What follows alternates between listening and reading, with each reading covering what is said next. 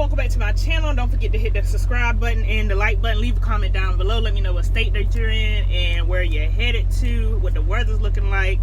But yeah, so this video is gonna be a video basically explaining to y'all why I chose to get in the trucking field and how I transitioned from medical field to commercial vehicle. So like I say, I worked in the medical field for about my first started working in the medical field when I was working at I want to say I was 18, 19. I worked at a care center, and you know, when you work at a care center, you don't have to have any credentials as far as your CNA license or something like that. The only thing you have to have as far as credentials is CPR card, and you can just go anywhere and get that.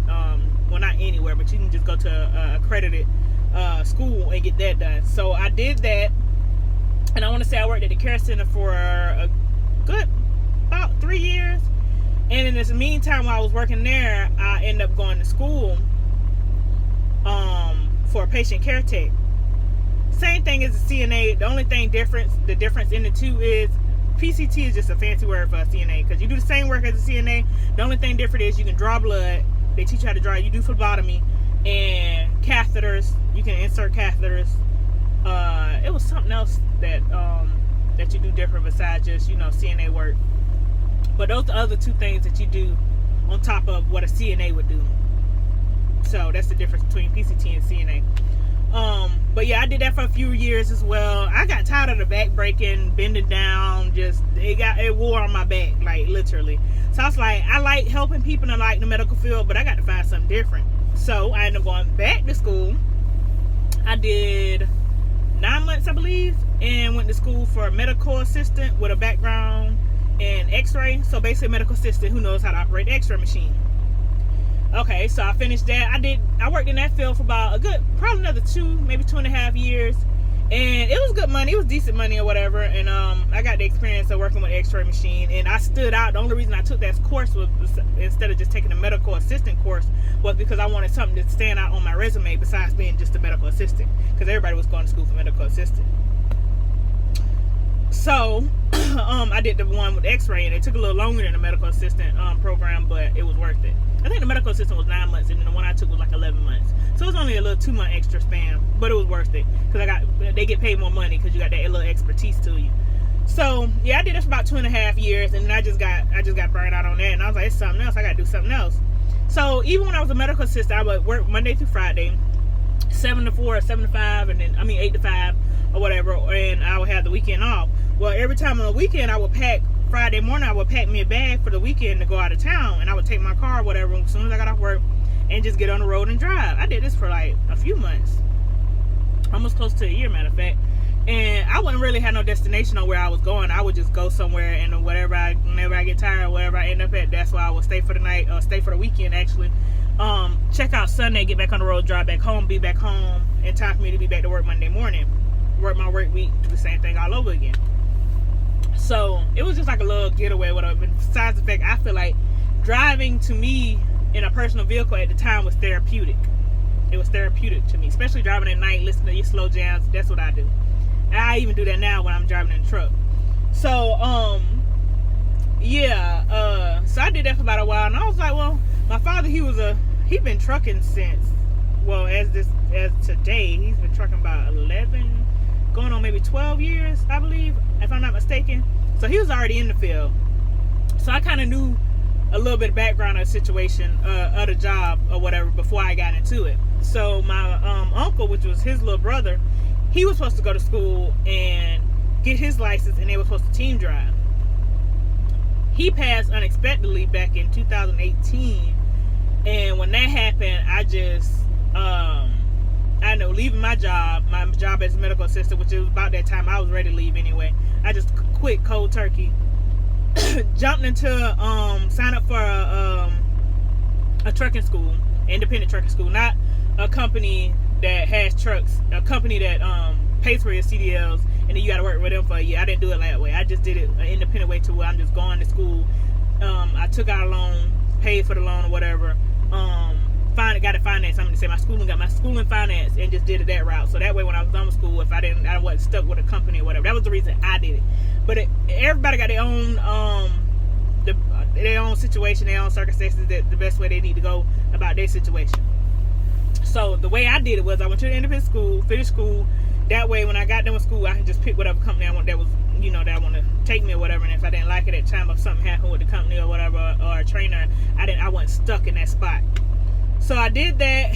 The first company I went to was Western Express.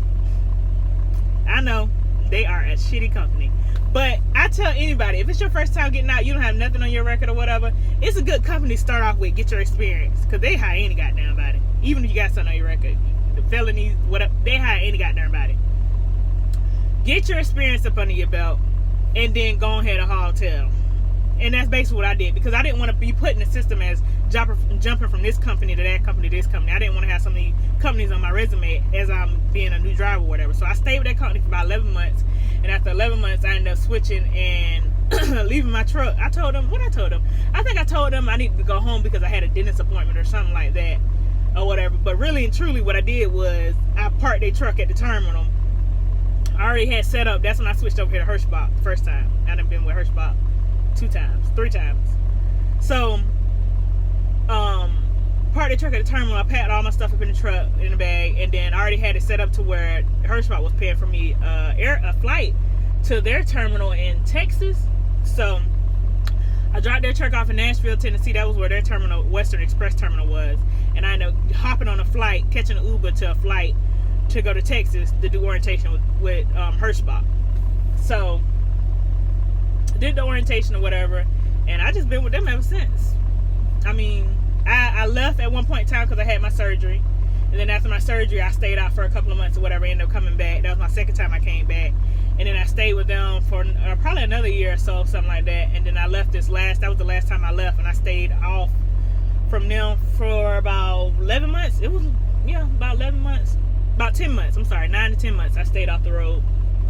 I was still driving, but I was doing local work. Like I did tanker work. I did tankers for 6 months. Chemicals, not fuel. And then what else I did?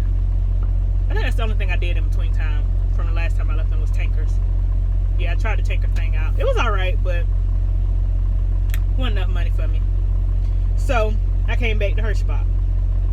But I chose to get out the medical field because, for one, I like to drive.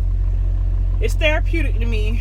I wanted to see the world. I was so used to just growing up and staying in that certain state, that certain city. I would go to different, every now and then when you younger, your parents take you to certain states and stuff like that. But other than that, I really ain't been nowhere. So I wanted to get out and experience other stuff. I got other people, other surroundings. That was one of the couple of reasons and to make money, shoot. I feel like, you telling me I can drive? Dude, I can drive all goddamn day, sit on my behind and drive and make good money? Where I sign up at?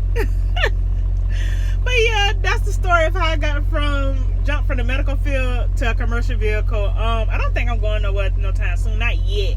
I think I got another 2-3 years in me or whatever. So yeah, that's that. Thank you for watching. Don't forget to like, comment, subscribe, comment down below. Let me know what field you came out of to come into the trucking industry, and how you like it and how's it going so far for you. Or if you new and thinking about getting into it and thinking about taking that leap, girl, take that leap, boy, take that leap, take that jump. I tell everybody, even the dudes, I like the trucking industry right now. Freaking driving trucks is like new dope game. It's legal. You just make quick, fast money like you would on the street, but you're doing it the legal way. But yeah, don't forget to like, comment, subscribe, share this video with your friends, auntie, cousin, mother, brother, sister. Just help me get my views up. Thank you for watching. Bye.